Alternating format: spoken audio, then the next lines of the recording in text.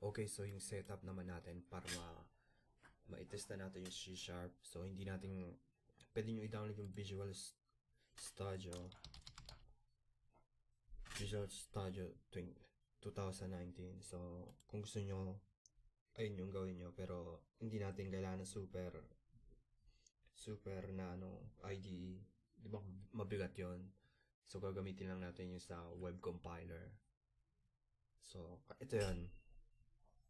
Punta kayo sa .NET, fiddle.net. So, ilalagay ko yung link na to. So, pwede nyo i-compile yung code sa browser. So, ayan.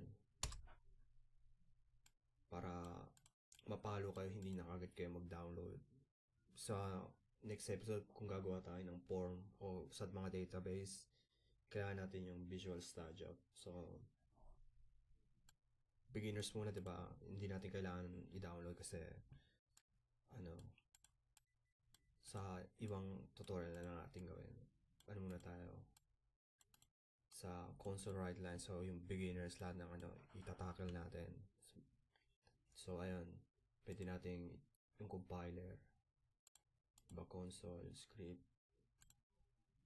Yeah. So, access kayo dito sa site. So, next na tayo sa tutorial.